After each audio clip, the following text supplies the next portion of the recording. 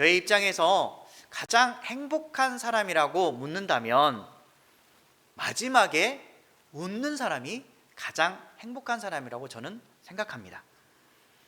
마지막에 웃는 사람이 어떤 사람일까요? 마지막에 웃는 사람.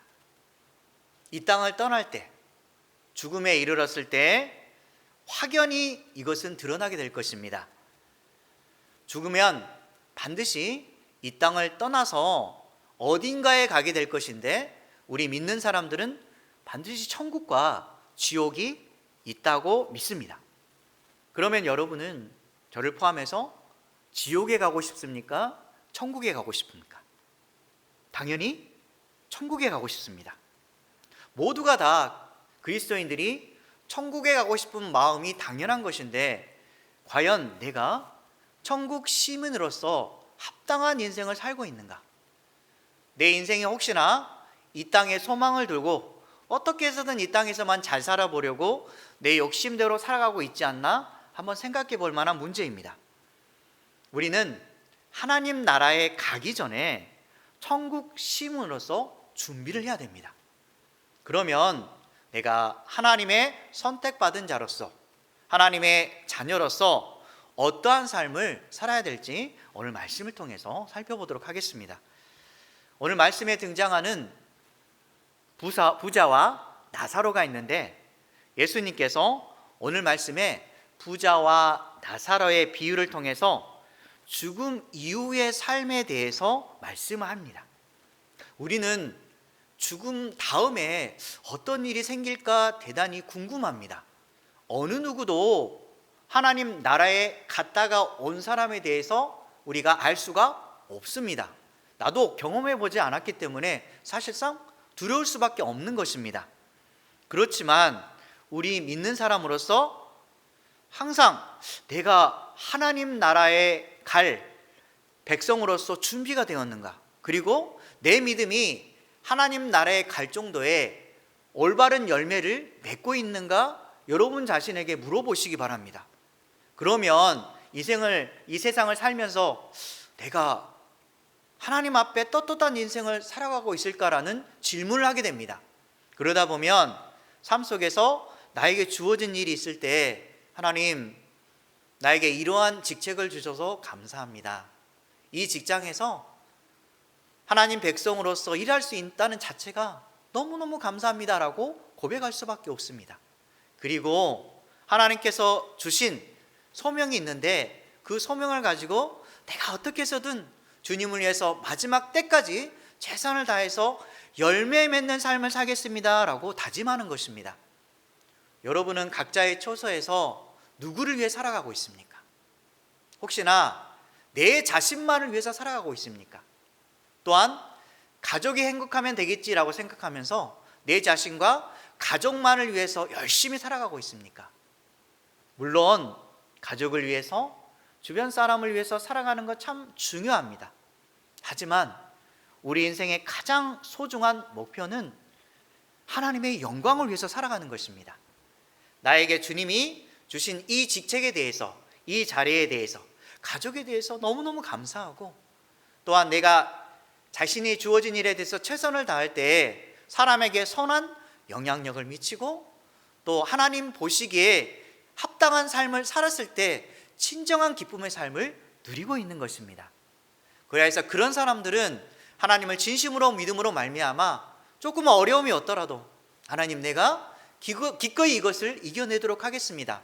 왜냐하면 하나님이 앞으로도 나와 함께 하시기 때문에 비록 두렵지만은 앞으로도 하나님께서 나를 이끄시리라 믿습니다 라는 그런 심정으로 하루하루를 살아가는 것입니다. 우리는 하나님께 선택받은 사람입니다. 주님이 저희들에게 말씀하기를 너는 내 것이야 라고 말씀하기 때문에, 비록 내 뜻대로 되지 않아서 마음이 아프고 상처를 받아서 힘겹지만 그 상처 속에서 하나님은 우리를 위로해 주십니다. 걱정하지 마, 앞으로의 길을 내가 인도해 줄 거야 라고 말씀합니다. 우리에게 자녀가 있습니다. 자녀가 뜻대로 되지 않을 수도 있습니다. 이런 길을 갔으면 좋겠는데 우리의 마음대로 되지 않을 수도 있습니다. 그때 하나님 왜 나에게 이런 아픔을 주십니까? 내 자녀가 왜 이런 길을 가지 않도록 이 길이 막혀 있습니까? 라고 우리가 하나님께 말할 수도 있지만, 하나님은 분명히 우리 인생의 그림 속에 큰 그림을 가지고 계십니다. 우리를 통해서 하나님께서 역사하셔서 우리를 선한 길로 인도해 주시고, 나를 통해서 우리의 자녀들이 변화를 받고 하나님의 백성다운 인생을 살아가는 것입니다. 그래서 자녀를 바라보면서, 또한 주변 사람을 바라보면서 나부터 먼저 그리스도인다운 모습을 가지시기 바랍니다. 직장에서 다른 사람이 나를 섬기려고만 그런 마음을 가지지 마시고, 내가 먼저 섬기는 자세로, 낮은 자세로 하나님의 마음을 품고 다가섰을 때 주변 사람들이 나에게 영향을 받고 그 사람도 하나님의 백성으로 살고 싶은 마음이 생기리라 믿습니다. 항상 나부터 주님을 위한 삶을 사시기 바랍니다. 오늘 보면 부자와 나사로가 등장하는데, 부자는 자색 옷을 입고 그리고 고운 베옷을 입었다라고 나옵니다. 이곳은 왕과 귀족이 입는 옷이고, 그리고 권력과 품위를 사실상 상징하고 있습니다. 그는 날마다 호화로운 생활을 합니다. 화려한 인생을 살고 있는 것입니다. 여러분도 이것을 꿈꾸고 있지는 않습니까? 내 오늘 하루의 인생이 귀한 자리에 있고 남이 보기에 화려한 인생, 인정받는 인생을 살고 싶지 않습니까? 지금 부자는 그런 인생을 살고 있습니다. 그러나 그에게 문제점이 있습니다. 그가 다른 사람에게 피해를 주었다는 그런 표현은 없지만, 한 가지 문제점이 뭐냐면, 주변에 있던 나사로가 보이는데 나사로를 보았고 그리고 알았지만 이 거짓 나사로를 외면했습니다. 하나님께서는 이 부자의 모습을 통해서 자신의 삶만 잘 살아가고 있는 모습에 대해서 결코 칭찬하지 않습니다. 네가 돈이 많으냐, 명예를 가졌느냐, 권력을 가졌느냐, 그래서 남에게 자랑하고 있느냐, 너는 나를 위해서 어떤 삶을 살고 있느냐라고 묻지, 우리 자신에게 대해서 네가 이 땅에 살면서 얼마나 많은 노력을 통해서 다른 사람에게 많은 인정을 받으려고 살아갔느냐라고 물어보지 않습니다. 그죠? 주님이 물어보시는 것은 이 땅에서 나를 위해서 어떠한 삶을 살고 있느냐라고 물어보시는 겁니다. 그런데 지금 부자는 주님을 위해서 살아가는 것이 아니라 자신의 즐거움을 위해서, 쾌락을 위해서, 인정받는 자리에 살기 위해서 열심히 살아가는 모습을 우리가 발견합니다. 우리 자신도 마찬가지로 어렸을 때부터 공부를 해왔고 꿈을 이루기 위해서 많은 노력을 했습니다. 저를 포함하여 많은 사람들이 자신의 꿈을 이루기 위해서 헌신을 했고 피와 땀을 흘리면서 정말 열심히 살았습니다. 그래서 지금 이 자리까지 와셔서 너무너무 참 기쁘고 감사합니다.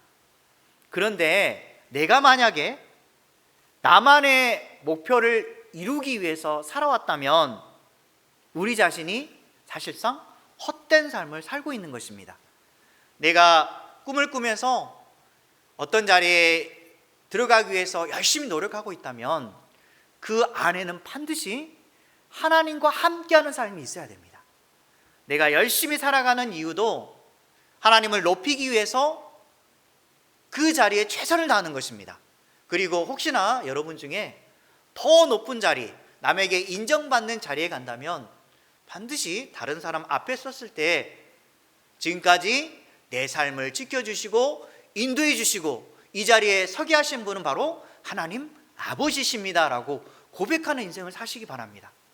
지금 부자는 그런 인생이 아닙니다. 자신만을 위해서 살아갔고 주변 사람이 보이지 않습니다. 나사로는 지금 너무너무 힘겨워하고 고통스러운 인생을 살고 있는데 자신만 바라보고 그를 외면하는 인생을 살았던 것입니다. 나사로는 어땠을까요? 그의 이름의 뜻은 사실상 하나님이 도우신다는 뜻입니다. 우리가 객관적으로 평가해 보면 아니 하나님이 도우시는 이름을 받았는데 왜 그는 거지 같은 인생을 살고 있지? 왜 저렇게 형편없는 인생을 살고 있지라고 우리는 판단할 수 있을 것입니다. 어찌됐든 간에 그는 이름에 맞지 않는 불쌍한 삶을 살고 있습니다. 그런데 이 거지의 인생으로서 헌대투성이라는 표현이 나옵니다. 그리고 부자의 대문 앞에서 버려지는 인생을 살고 부자의 상에서 떨어지는 음식을 먹고 삽니다. 얼마나 비참한 인생을 살고 있습니까? 그런데 그 먹는 그 순간에도 개들이 와서 자신의 헌대를 핥고 있는 것입니다. 여기서 헌대라고 하는 것은 살갗이 떨어져 나가서 굉장히 부스러진 자리고 종교로 인한 그런 상처를 나타내고 있는데, 화려한 인생의 부자와 다르게 그는 너무너무 비참하고 처량한 인생을 살고 있는 것입니다. 여러분이 만약에 이 둘 중에서 어떤 삶을 선택하라고 하냐면 여러분은 어떤 선택을 하시겠습니까? 부자가 되고 싶습니까? 아니면 거지 나사로가 되고 싶습니까? 물론 둘 다 되고 싶진 않지만 굳이 선택한다면 부자가 되고 싶습니다. 이 땅에서 화려한 인생, 인정받는 인생, 어려움 없이 잘 사는 인생을 우리는 선택하고 싶습니다. 그러나 부자로 사느냐, 좋지 않은 환경에서 사느냐, 이것이 중요하지 않습니다. 중요한 것은 상황과 환경을 이겨내는 그런 힘과 노력입니다. 내가 어떤 상황에 있든지 어떠한 처지에 있든지 간에 내가 이 상황과 환경을 이겨내려고 애쓰는 마음과 노력이 중요한 것입니다. 분명히 여러분들은 삶을 살면서 모두가 다 좋은 환경에서 태어나서 자라는 것은 아니었을 거라 믿습니다. 물론 부자로 태어난 사람도 있고 가난하게 어렵게 삶을 살았던 분도 계십니다. 그런데 여러분이 이 자리에 오기까지 얼마나 많은 노력을 하셨습니까? 우리가 자세히 들여다보면 좋은 환경에서 태어나서 자라면 좋겠지만 어떤 환경에 있든지 간에 그것을 스스로 극복하려고 했을 때 내 인생이 바뀔 수 있다는 것입니다. 그래서 인생의 환경은 자신의 마음 먹기에 달려 있다는 사실을 꼭 기억하시기 바랍니다. 그와 같이 자신의 인생을 바꾼 사람이 바로 에스더입니다. 에스더 2장 7절을 잠깐 읽도록 하겠습니다. 그의 삼촌의 딸 하다사 곧 에스더는 부모가 없었으나 용모가 곱고 아름다운 처녀라. 그의 부모가 죽은 후에 모르드게가 자기 딸같이 양육하더라. 에스더를 한번 보시면 이스라엘 백성인데 바벨론 포로의 자녀입니다. 떳떳하게 어느 국민에 소속되어서 거기에서 잘 사는 국민이 아니라 사실상 포로로 와서 노예 같은 삶을 사는 그녀였습니다. 그래서 자신의 정체성에 대해서 쉽게 얘기할 수 없는 것입니다. 그뿐만 아니라 부모가 일찍 돌아가셨습니다. 고아입니다. 그래서 나이 먹은 사촌 오빠 모르드게의 손에 의해서 키움을 당합니다. 만약에 여러분이 그런 상황에 있다면 과연 잘 살 수 있을까요? 아마도 자신의 모습에 대해서 비관하며 살 수도 있을 것입니다. 나는 고아야. 나는 포로민의 자손이야. 나는 내세울 거 없어. 그리고 사촌 오빠의 손에 키워서 아무것도 드러낼 수 없는 그런 사람이야 라고 했을 때 아마도 자신에 대해서 부끄럽게 생각할 수도 있을 것입니다. 그리고 얼마나 눈치를 봤을까요? 사촌 오빠가 자기를 키우는데 자신을 만약에 버리면 그녀는 갈 곳도 없을 것입니다. 그럼에도 불구하고 그녀는 자신의 상황과 환경에서 주어진 일에 최선을 다합니다. 긍정적인 마인드를 가지고 자신이 할 수 있다라는 믿음을 가지고 살았습니다. 그랬을 때 그녀는 어떻게 됐을까요? 나중에 하나님의 보이지 않는 손길에 의해서 그는 변화된 인생을 살아갑니다. 왕후의 자리까지 올라섭니다. 하나님의 도우심을 통해서 하나님이 그녀를 쓰시기 위해서 그녀의 어려움 속에서 환경을 극복하게 만드시고 사람을 붙여서 헤세드의 은총을 보여주시며 사람들이 그녀를 사랑하도록 하나님께서 다 바꾸어 주시는 겁니다. 우리 인생은 안 그럴까요?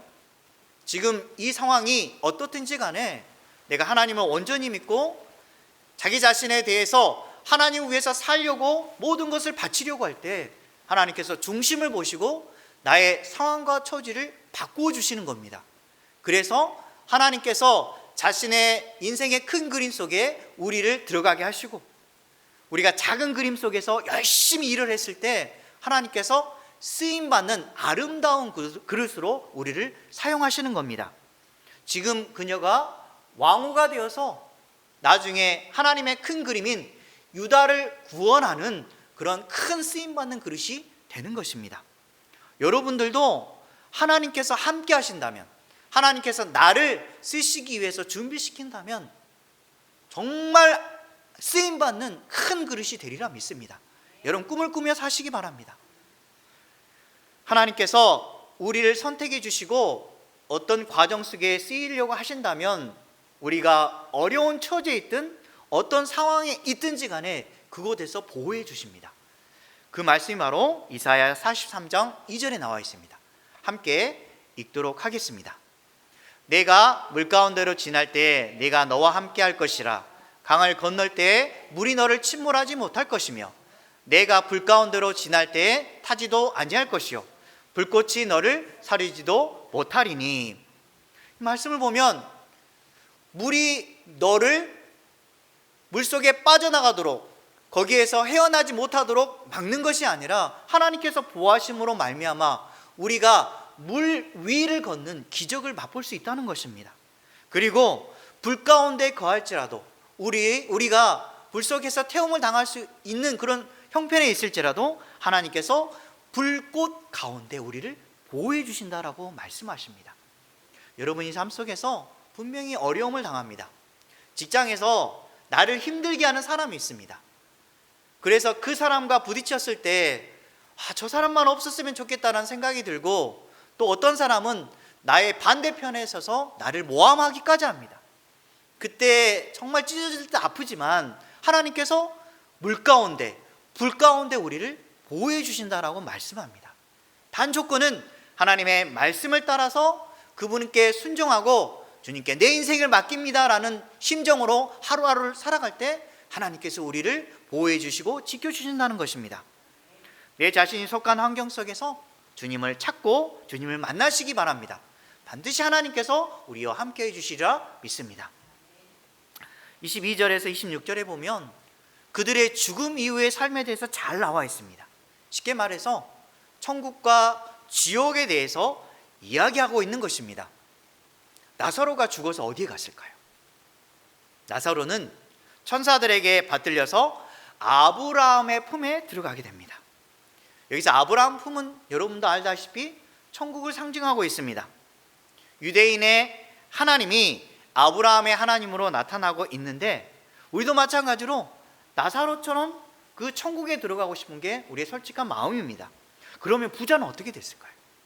부자는 오늘 말씀처럼 음부, 지옥으로 들어갑니다. 지옥에 쓰디쓴 그런 고통을 맛보게 되고 불꽃 가운데 괴로워한다고 그가 표현하고 있습니다. 오늘 24절에 자세히 보면 지옥의 고통에 대해서 잘 나와 있습니다. 어떻게 말하냐면 부자가 아브라함이여 나를 긍휼히 여기사 나사로를 보내어 그 손가락 끝에 물을 찍어 내 혀를 서늘하게 하소서 내가 이 불꽃 가운데서 괴로워하나이다 라고 하면서 자신의 그 아픔과 고통을 이야기하는데, 얼마나 고통스러우면 제발 저 나사로를 보내서 물 살짝 찍어서 내 혀끝을 만져서 이 혀끝이 정말 시원하게 해주십시오라고 말하는 것입니다. 여러분 목마르면, 정말 목마를 때 보면 물 한 잔이 너무너무 소중합니다. 그런데 얼마나 고통스러우면 혀끝을 그런 살짝이라도 서늘하게 해주십시오라고 말하는 것입니다. 여러분은 이런 곳에 가고 싶습니까? 아브라함의 대답은 어땠을까요? 오늘 말씀해 보면 너희와 우리 사이에는 큰 구렁텅이가 놓여 있다고 말합니다. 너희에게 가고자 하되 갈 수가 없고 거기서도 여기로 올 수가 없다라고 말하고 있는 것입니다. 여러분은 한 번 죽으면 끝납니다. 그리고 그 이후에는 반드시 심판이 이루어집니다. 히브리서 9장 27절 말씀 함께 읽겠습니다. 한 번 죽는 것은 사람에게 정해진 것이요 그 후에는 심판이 있으리니. 한 번 죽는 것은 정해져 있습니다. 그런데 어떤 사람들은 이 생이 계속해서 이어질 거라고 착각하는데 10년이 지나고 20년이 지나고 100년이 되면 저와 여러분은 반드시 죽게 되어 있습니다. 그 죽은 이후에 여러분들은 두려워 떨 수밖에 없습니다. 저와 마찬가지로 내가 죽으면 천국에 갈까? 죽으면 진심으로 하나님이 나를 맞아줄까? 라고 생각하는데 믿음이 있는 사람들은 두렵지 않습니다. 왜냐하면 내가 죽으면 천국이 보장되어 있고 하나님이 나를 안아주시고 그곳에서 영원한 기쁨을 누리는데 이 땅에서 사는 것이 두렵겠습니까? 사람들에게 어려움을 당하는 것이 두렵겠습니까? 내 자녀가 조금 안 된다고 해서, 조금 힘들다고 해서 내가 염려 걱정으로 패망한 인생을 살겠습니까? 우리에게 있어서 가장 중요한 것은 내가 주님을 믿는다는 사실입니다. 그리고 내가 믿었기 때문에 다음 세대에 내 믿음을 그대로 전수해 주셔서 내 자녀들이 하나님을 믿고 하나님을 의지한다고 그 믿음이 있을 때 그것보다 더 행복한 게 있을까요? 우리가 해야 될 일은 자녀에게 수백억, 수천억을 물려주는 게 아닙니다. 우리가 물려줘야 될 것은 바로 믿음입니다. 하나님을 향한 그 믿음을 전수해 줬을 때 그 자녀들이 부모를 통해서 하나님의 사랑을 알게 되고 나도 다음 세대의 자녀들에게 어머니처럼 아빠처럼 좋은 믿음을 물려줘야 되겠다라고 생각을 가지고 계속해서 믿음이 전수되었을 때 그 가족이 가장 행복한 가족인 것입니다. 여러분은 어떤 꿈을 꾸고 있습니까? 반드시 하나님의 나라를 위해서 내가 사용되는 그런 꿈을 가지고 사시기 바랍니다. 분명히 죽음은 끝이 아닙니다. 죽음은 또 다른 시작입니다. 죽음 이후에는 더 이상 인생의 결과를 바꿀 수가 없습니다. 지옥에서 용서와 회개와 구원의 기회는 결코 없는 것입니다. 건널 수 없는 강으로 기회는 오직 죽기 전에 있는 것입니다. 그래서 우리 자신이 죽기 전에 주님 앞에 최선을 다해서 열매를 맺어서 하나님 앞에 충성된 자리에 서서 주님 앞에 섰을 때 잘했다 칭찬받고 싶은 것입니다. 여러분 자녀에게도 마찬가지로 또한 다른 사람에게, 사랑하는 사람에게 이것을 만약에 알려주지 않는다면 얼마나 나중에 마음이 아플까요? 천국에 가 있는데 내가 사랑하는 사람이 지옥에 가 있다면 여러분 그걸 보고 얼마나 마음 아파하시겠습니까? 그래서 우리가 해야 될 일은 어떻게 해서든 죽어가는 그 영혼을 살리는 게 우리 인생의 목표가 되어야 됩니다. 혹시 이 가족 중에 진심으로 하나님을 믿지 않는 사람이 있습니까? 내가 사랑하는 사람, 지인 중에 하나님을 믿지 아니하고 세상에서 허덕거리고 있는 삶을 보고 있습니까? 진짜 사랑한다면 그 사람을 하나님 품으로 꼭 인도하시기 바랍니다. 하나님이 그 열매를 보고 계십니다. 네가 이 땅에 살면서 나를 위해서 한 것이 무엇이냐라고 물어봤을 때 저는 만약에 하나님 앞에 섰을 때 한 영혼이라도 구원하지 않았다면 어찌 감히 구원받는 자라서 하나님 앞에 설 수 있겠습니까? 그래서 먼저 가족부터 구원하시고, 그리고 내가 사랑하는 사람, 기억나는 사람이 있다면 그 사람에게 찾아가서 한번 교회에 가자, 우리 믿는 사람으로서 함께 천국에 가면 좋겠다라고 말 한마디 하시면 됩니다. 그가 거절하더라도 그냥 네가 교회 갔으면 좋겠다, 하나님 백성으로 살았으면 좋겠다라는 그 한마디가 그의 인생에서 중요한 말 한마디가 될 수 있습니다. 우리는 과거의 모습처럼 살아가는 것이 아니라 주님의 보시기에 새 사람입니다. 그래서 우리는 새 옷을 입고 그리스도인다운 모습을 살아야 되는 것입니다. 에베소서 4장 22절에서 24절 말씀 함께 읽겠습니다. 너희는 유혹의 욕심을 따라 썩어져가는 구습을 따르는 옛사람을 벗어버리고 오직 너희의 심령이 새롭게 되어 하나님을 따라 의와 진리의 거룩함으로 지으심을 받은 새 사람을 입으라. 지금 말씀하십니다. 의와 진리를 따라서 거룩함을 입은 새 사람을 입으라라고 말씀합니다. 그리스도인은 과거에 헌 옷은 이제 벗어버리고 던져버렸습니다. 예수 그리스도의 사랑의 새 옷을 우리는 입었습니다. 그런데 거기에 합당하지 않는 그런 삶을 산다면 어떡하시겠습니까? 여러분이 새 포도주가 있는데 만약에 이 새 포도주를 헌 가죽 부대에 붓는다면 이 가죽 부대는 어떻게 될까요? 터져버립니다. 새 가죽 부대에 부어서 새 포도주에 맞는 그러한 맛있는 일을 할 수 있는 삶을 살아야 되는 것입니다. 여러분은 만나는 인생을 살고 있습니까?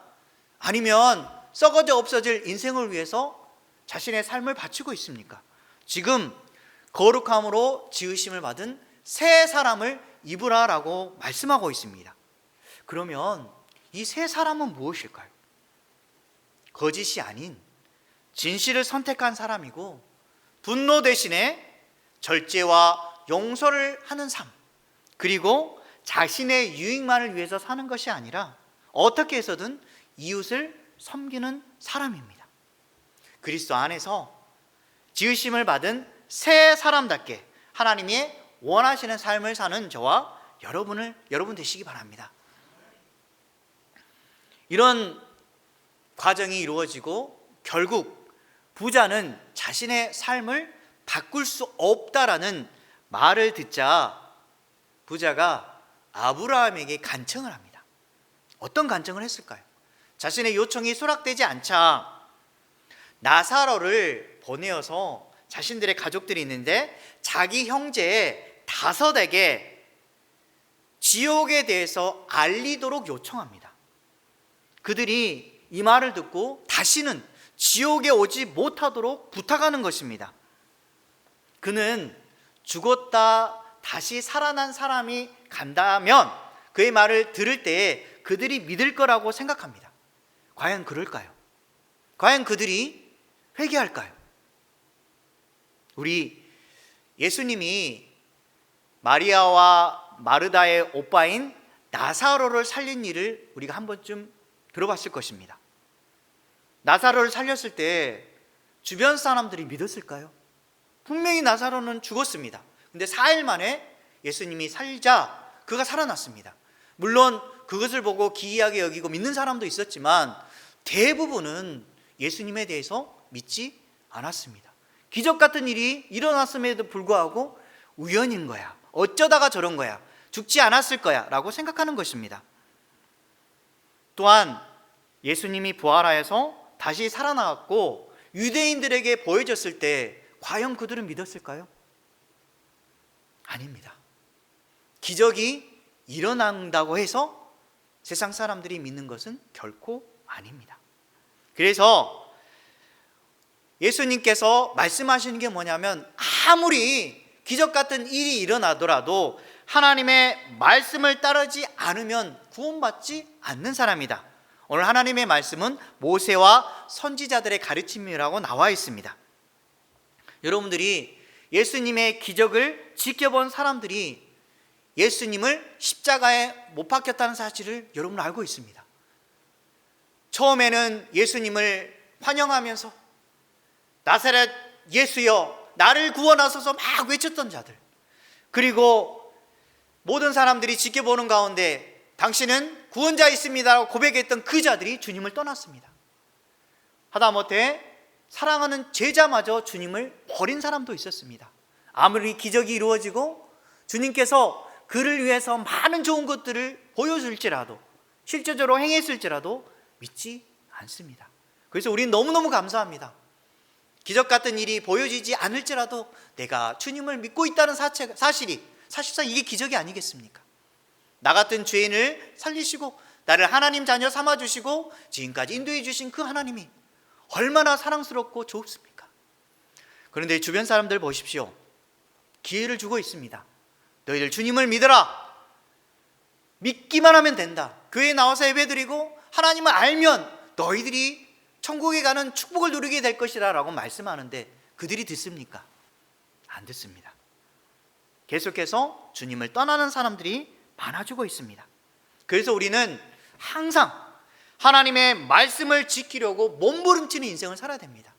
나도 세상 사람들처럼 넘어질 수가 있고 어느 한순간 주님을 떠날 수 있다는 사실을 꼭 기억하시기 바랍니다.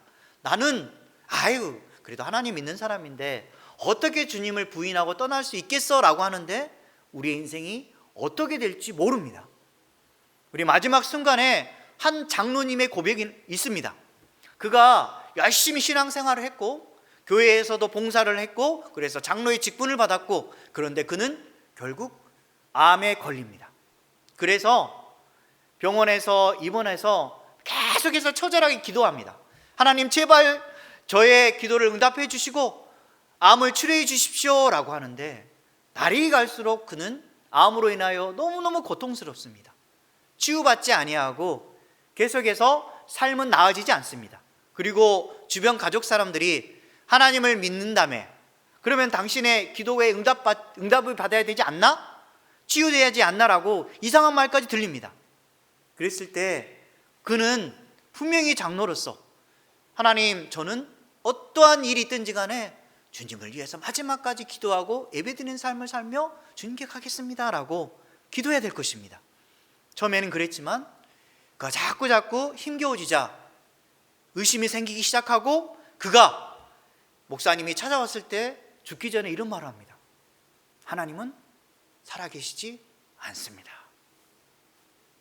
그러니까 평생 주님을 믿고 믿음을 지킨 사람이었는데 그가 암에 걸리고 병이 치유되지 않자 그가 죽음 직전에 그는 그런 고백을 하는 것입니다. 하나님은 살아계시지 않습니다. 얼마나 불쌍한 인생입니까?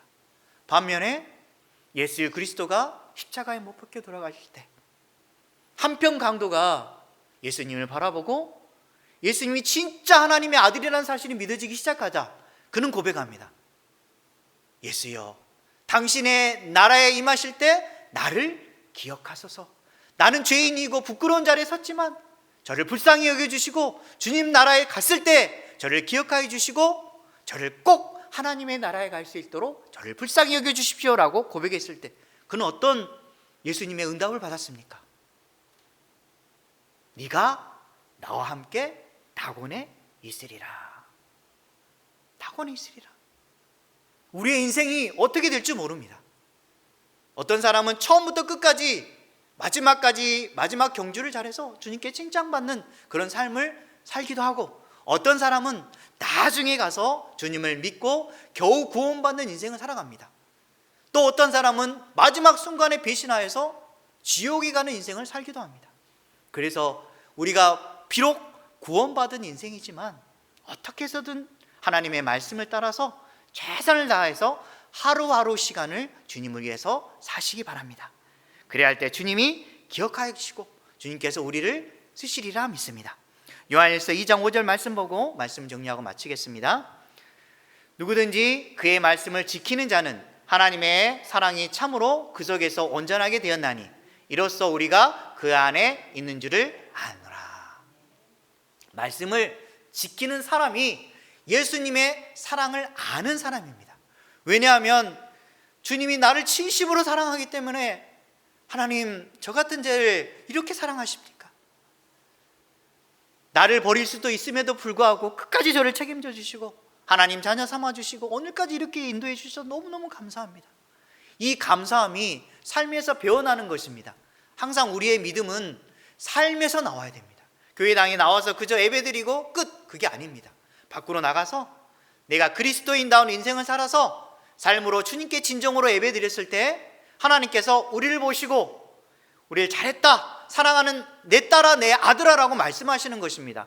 여러분 착각하지 마시기 바랍니다. 내 인생이 잘 됐다고 해서 모든 일이 잘 풀린다고 해서 내가 주님을 위해서 잘 살았기 때문에 이렇게 잘 되었다라고 착각하지 마시기 바랍니다. 주님께서 나를 사랑하사 나를 책임져 주시는 겁니다. 그리고 내가 주님을 위해서 끝까지 붙드는 인생을 살아갔을 때 마지막까지 피니시 라인을 통과했을 때 주님께서 우리를 잡아주시고 최종적으로 잘했다, 내 사랑하는 딸아 라고 말씀하는 것입니다. 여러분들도 지금 이 땅에 기려야 100년입니다. 이 100년을 세상 사람들처럼 호화롭게 살다가 영원한 고통 속에 사시겠습니까? 아니면 인내와 헌신의 삶을 통해서 기쁨과 영광스러운 삶으로 여러분들이 사시겠습니까? 분명히 선택해야 됩니다. 한 발은 세상에, 한 발은 하나님께 두지 마시고 그리스도인이라면 두 발을 주님께 모아서 하나님의 영광을 위해서 오늘 하루하루를 살아갔을 때 우리가 하나님 앞에 떳떳한 인생을 살아가는 그리스도의 인생을 살아가는 것입니다. 눈에 보이는 현실에 무너지지 마시고 영원한 하나님 나라가 나를 위해 준비되어 있다라는 기쁨과 감사함으로 오늘 하루를 사는 저와 여러분 되시기 바랍니다.